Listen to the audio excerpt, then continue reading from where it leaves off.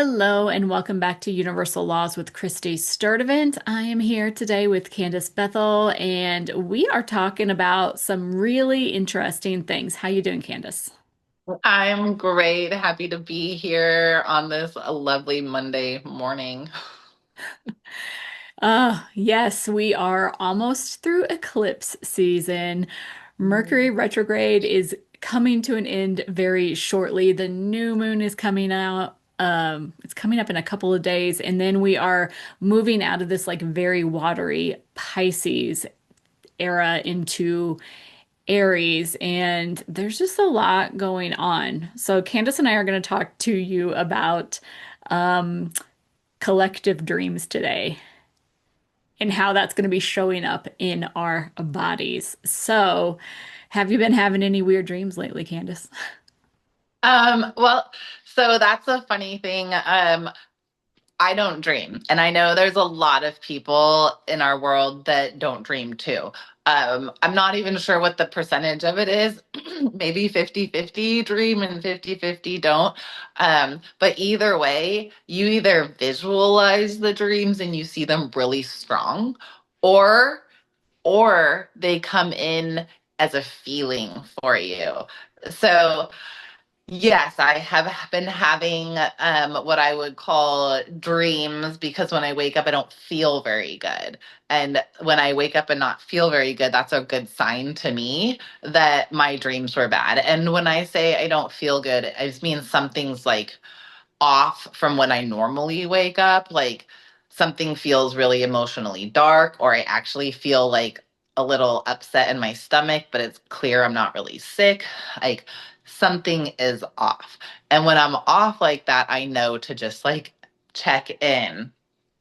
And for me, I woke up yesterday morning super off, and it was telling me that I needed to rest. And if I didn't rest, that my next day wasn't going to be like great. And I chose not to rest because I wanted to go play instead of doing the work that I don't really enjoy doing.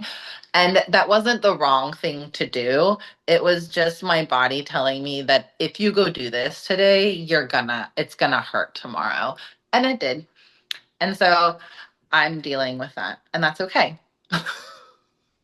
It's not the most pleasant thing when we don't listen to our bodies. I think that we have all been there, some of us in much worse scenarios than others. I know that I am very prone to that. But I think it is very interesting how that can show up in our dreamscapes and how often, when our bodies are giving us some signal that we are not always in tune with, that if we acknowledge it and kind of think about it, contemplate on it, clear out whatever energy. When we go to sleep, our body's like, okay, cool, you got the message. Let it go. Okay. So I know for me, I feel like I put dreams into three different categories. Okay. So I put dreams into the mental category where obviously I'm working through some mental thing and then I kind of sort of remember it, but I don't have any feelings attached to it. I have something that my subconscious is like almost putting on some kind of loop and is like, you will get this. You need to figure it out. And then I wake up feeling like scared or freaked out or sad or whatever. That's like right there. I got to figure it out. And then I have those other dreams that are kind of like, I don't want to say violent, but maybe like physically intense. Like, so I've had night terrors in the past where I have woken up and I've been like, oh my gosh, I'm gonna die, I'm gonna die. And then I'm like, wait a minute, here I am in my bed. And it's kind of horrifying. So those are those three categories of dreams that or like how my subconscious is working through. What which of those, if you're going to stick with my three categories, and maybe you have more that I just don't even pay attention to, but do how often do you see those three different types, and how would you help us maneuver through those, or at least kind of like uh energetically like help clear those out because some of these dreams, like especially my night terror ones, like it was like reoccurring for months on end and I could not figure it out mentally. And it wasn't until I like was able to shed the energy, but even then it stuck around for way too long. So there's a couple different ways. Like those actually the three realms that you like it lines up with the realms in the human design dream rave. So I forgot my notes, but I believe it's the earth realm, the light realm, and the demon realm. And then most night terrors actually come from the earth realm. Shocking. That's It's so our fascinating. I had three no worlds. idea about this whole like dream rave thing until Candace told me about that. So I'm feeling pretty good that I was doing that. And we will dive Right. into that deeper another time. But please go ahead, continue. Yeah, so it's actually really helpful to know your dream rave if you're having like really bad night terrors because it shows you where they're coming up in your chart. And for me, that was the most helpful because I you get to see your dreams. You can see like what happens. I would just like wake up feeling and for a very long time, I would wake up feeling like I had been like sexually abused and like just tortured. And that is something that has happened to me in the past. And so I know what that feels like in the real realm. Uh, so it was like just this reoccurring thing that would happen to me and that came up for me to release and let go of what happened to me in the past, telling me that somewhere subconsciously I was still hanging on to that. And that didn't come up for me this time, but that's something that people will come up. Like there is nightmares in the sexual, there's nightmares in joy, there's nightmares in um, and basically everything that we experience in the day, it is coming into our sleep to teach us something. And everybody has a different thing that they need to be taught to bring out to the world. And we can read that in the sleep chart. But with the eclipse season coming in, if you follow your patterns during the eclipse, these patterns have been coming in really strong during the last couple eclipse seasons, asking you to not do what you don't want to do anymore. If you like, I know that sounds silly or like, yeah, well, how do I do that? But we're really supposed to follow joy and supposed to follow things that feel good for us, feel peaceful, satisfied, like just enjoy. We are not supposed to be frustrated and angry all the time. Those are signs to put us back on our path. It's like, oh, I'm frustrated over here. Oh, I don't like doing this over here. Well, what do I enjoy doing? Because when we enjoy what we're doing, it just showers us in so much more of that. And if we don't enjoy what we're doing, it also showers us in so much more of that. and I so to bring for my pain that I'm experiencing today back, I'm not supposed to do a certain job anymore, and I know that, and the world has shown me that.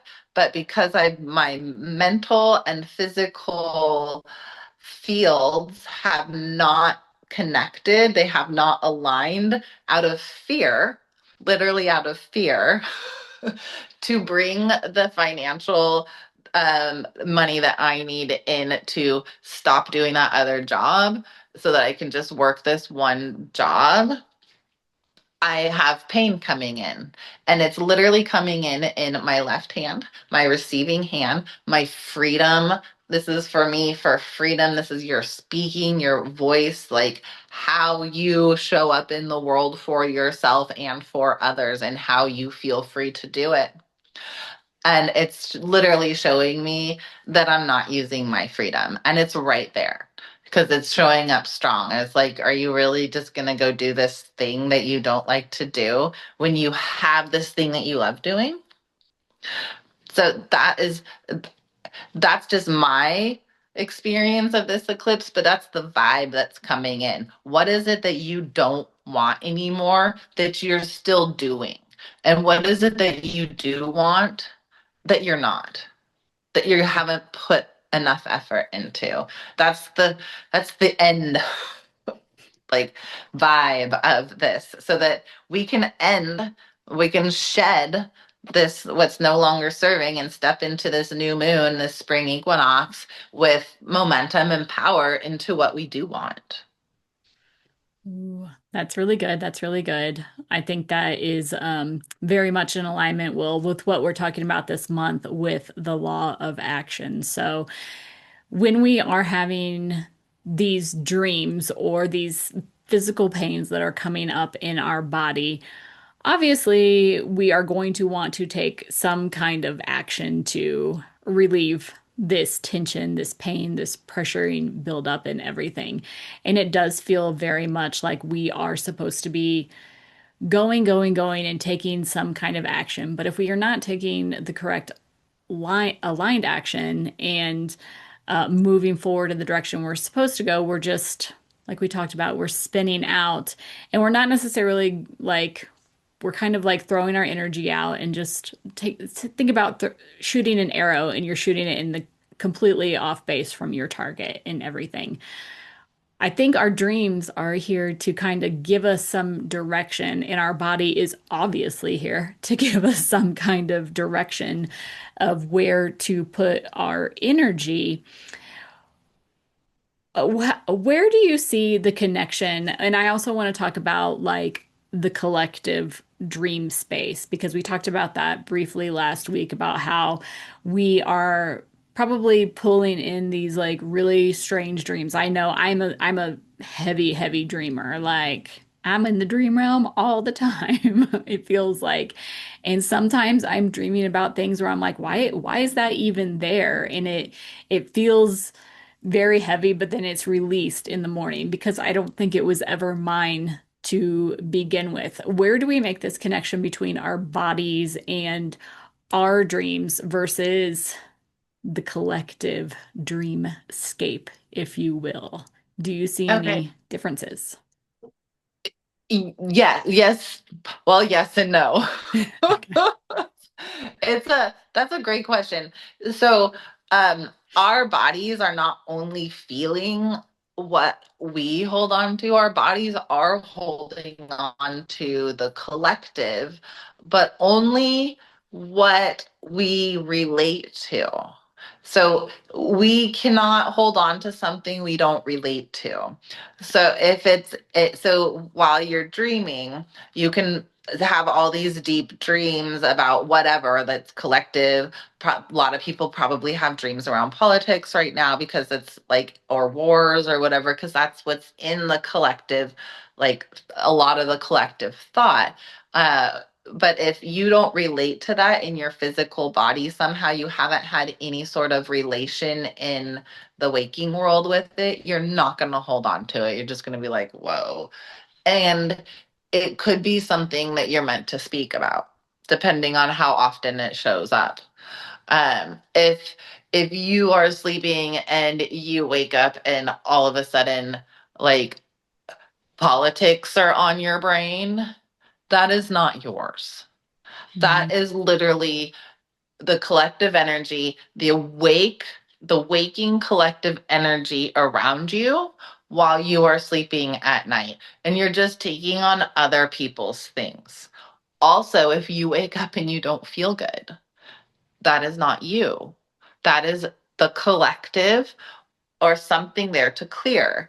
And if it's more outside and you're like, why do I care about all this outside stuff? You don't clear it, let it go. You don't care. It's just stuck in your head. Like it's just stuck in a memory pattern. If you feel it in your body and you're like, oh, this is something that's like, you wake up and you're, thinking about your kids or your parents or your relationship, that's there for you. That's there for you to see and step out, not to feel, not to be in. You can feel it, grab it, take it out here, look at it, like have a conversation with it, write about it, do something, but don't let it be in you because this moment it's in you, you've lost all control. You're giving control to that other thing. But if you can take a deep breath in and remove and set it aside and be like, okay, we're here. I feel you. Why are you here? And have a conversation with it. Oftentimes you will find things that you did not know. Okay. I'm gonna put Candace on the spot here. Okay. So I am taking Candace's frequency medicine course, which you can still sign up for that, right? Yes, you If can. okay. Replays are available. Perfect. Okay. So one of the interesting things she said in one of her last classes is we were talking about the dreamscape. And so I am not really familiar with this aspect of human design, so I'm gonna pass it off to her in a second. But when you have your dream body, I guess, I'm sure it's either conscious or unconscious. I'll let Candace talk about that. But you are like laying flat. You see your body graph and it's like laying flat, and then you have some things defined and some things not defined. And you talked about how when you are coming out of this like dream realm, how you should take some time to clear the energy before you even sit up because it's like super important. Can you talk about that a little bit without revealing too much of your secret sauce? Yeah, absolutely. So when our sleep charts literally, so our waking charts, we don't have a chart right now, but our waking chart, just imagine we're sitting up like this in, you're kind of like in a meditation pose is what the waking chart kind of looks like, right? And our sleep chart literally has that on its side. So there are open and defined. We all sleep either in the same way that we are waking or in a different way, but we all have the same five, either a reflector, a projector, a manifester, a generator, or a manifesting generator. There's five different things in human design. So when you're sleeping, you are sleeping as one of those two. Most of us are sleeping as reflectors, which means most of us are taking in the collective consciousness while we're sleeping. Anywhere in our sleep chart that's open, we are taking in the collective consciousness and sleeping with it. And right, which is a lot. So when we wake up, we're still there. So like I am a generator in human design, but I sleep as a reflector. So when I wake up, I wake up pretty heavy in whatever collective consciousness is. And so before I even wake up, I will do a little bit of breath work or a little bit of mantra or some sort of clearing, just really gentle to not like throw me out of anywhere, but just to kind of clear the energy that we've been sitting in. And when I sit back up, I also do the same thing. As what I have noticed is that when I wake up and I'm here in a dream that doesn't feel good, if I stay here, I will spin and I will spin and I will spin and it can get really dark. And as soon as I sit up, that's when it starts to like clear, the crying starts coming on or whatever needs to happen. Even like if I'm doing my breath work, sometimes I have to move through the crying. I have no idea what's coming in my body because again, I don't really dream that often. But I have to clear it because it's so heavy. And if I don't, then I wake up literally in this space, sit up, and then go. And I am going in such a heavy, like, oh God, like sometimes I just hate myself or like I'm the worst mother ever. It is kind of just this really dark, deep place to be in. And I know I'm not the only one that does this. So it is really, really important to check where you're at. And if you're a reflector, sleeping as a reflector and you're a generator and you're waking and you don't start your motor, you are like going in the world as a reflector. And, and that can cause lots of health issues. I think that is so very interesting because for the longest time, and I don't, like I said, I don't know anything about the dream human design aspect. And if you are interested in that, then please check out Candace's link below because it's a whole fascinating thing.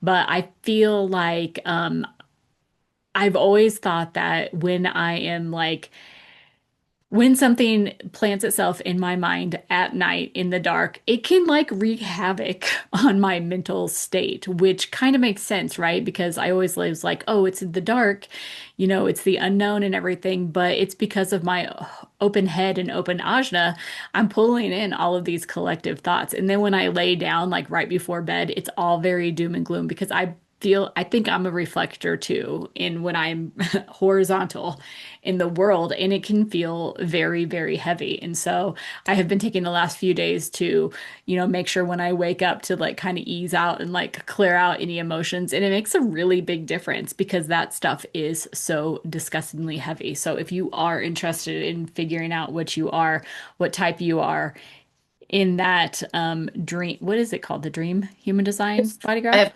I, I think it's just called the Dream Rave. I don't Dream really Rave. Okay. remember. And just to qualify, you cannot find that on my website. You have to reach out to me and be like, "Hey, I want a reading. I want to talk about my dream."